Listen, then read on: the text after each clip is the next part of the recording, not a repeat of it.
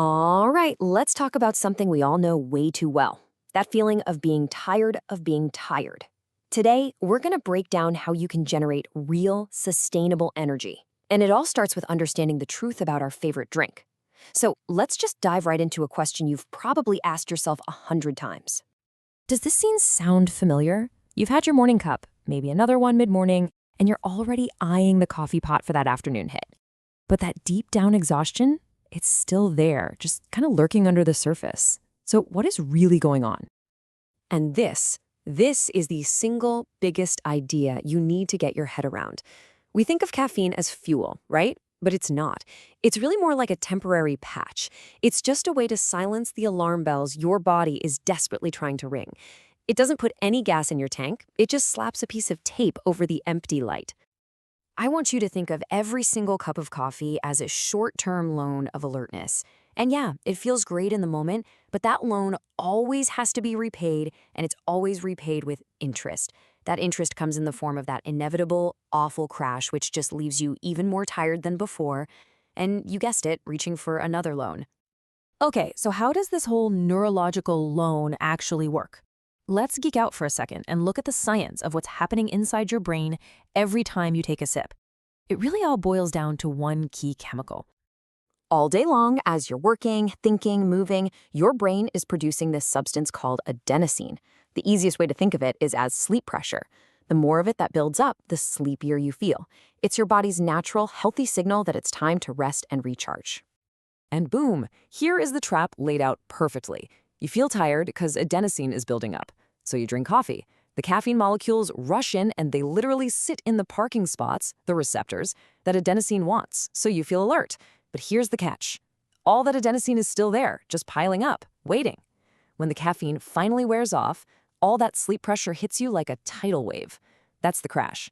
And of course, that just makes you crave another cup. Now, this is where it gets kind of crazy. Your brain is smart. It adapts, it starts thinking, hey, all my adenosine parking spots are constantly being blocked.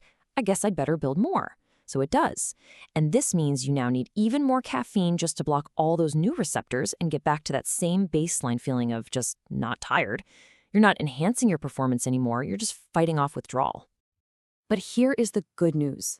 The really good news, you do not have to live in this cycle of debt and dependency. Your body has its own incredibly powerful energy systems just waiting to be used. You've probably just forgotten how to turn them on. So let's build you that toolkit.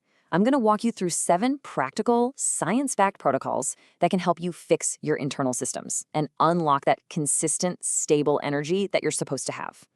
First up, timing is everything. Caffeine has a half-life of about 6 hours. Think about that. That means if you have a coffee at 3 p.m., half of that caffeine is still active and buzzing around in your brain at 9 p.m., blocking adenosine and absolutely wrecking your deep sleep quality. The rule is simple. No caffeine after noon, period. This lets your natural sleep pressure build the way it's supposed to. Second, use nature's energy drink, sunlight. Getting just 10 minutes of direct morning light in your eyes, and no, not through a window, within about 30 minutes of waking, triggers a healthy spike of cortisol. This sets your body's internal clock for the entire day. It makes you feel wide awake in the morning and perfectly sleepy at night. Don't wear sunglasses for this, even if it's cloudy. Third, you gotta embrace the cold. A short 30-second blast of cold water at the end of your shower causes a massive, and I mean massive, sustained release of dopamine. We're talking a 250% increase that can last for hours. Dopamine is the molecule of motivation, and this gives you a huge, clean dose without any side effects or a crash. And it gets even better.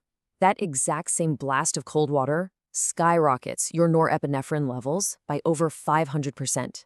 This is the chemical of focus and alertness.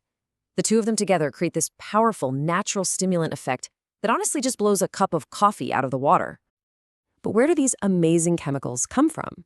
Well, your brain has to build them, and it needs the right raw materials from your food. You got to start your day with at least 30 grams of protein. We're talking eggs, maybe some Greek yogurt, to give your brain the literal building blocks it needs to manufacture its own drive and focus. Fifth, we have to completely flip our thinking on exercise. We always wait to feel motivated before we move, but the biology actually works in reverse. Just 5 minutes of intense movement, think jumping jacks, burpees, whatever, first thing in the morning releases a cascade of feel-good, focus-enhancing chemicals. You don't wait for motivation, you go out and create it. Number 6 is so fundamental. Hydrate before you caffeinate. You wake up dehydrated, and even being slightly dehydrated slows down your neurons and cripples the production of ATP, which is your body's actual cellular energy currency. Drink a big glass of water, maybe with a tiny pinch of salt for electrolytes, before anything else touches your lips. And finally, number 7, just breathe, but through your nose. Seriously. Mouth breathing is an energy killer. Breathing through your nose increases something called nitric oxide, which opens up your blood vessels and boosts oxygen delivery to your brain by up to 15%. More oxygen literally means more energy at the cellular level. It's that direct. So what does this journey actually look like? Well, putting these changes into practice isn't some overnight fix. It's a process, right?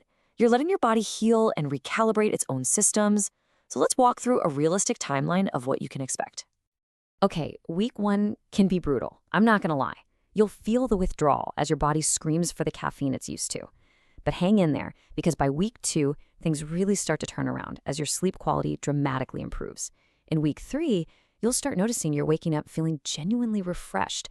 And by week 4, you'll have established a totally new baseline of steady, consistent energy that coffee could never, ever provide. And look, the goal here isn't to say coffee is evil or you can never have it again. The goal is freedom. It's about getting your body to a place where a cup of coffee is a choice, something you have for pleasure, not a crutch you absolutely need just to function like a normal human being. Ultimately, it's a choice between 2 completely different ways of living. On one side, you've got the fragile, artificial energy of stimulants, with that constant, exhausting cycle of spikes and crashes. It's basically a prison. And on the other, you have resilient, steady, real energy that comes from a biological system that is working for you, not against you. That's freedom. So the final takeaway is this: stop outsourcing your energy to a cup. The power to feel focused, to feel driven, and to feel truly awake already exists inside of you. You just have to build the system that lets you access it.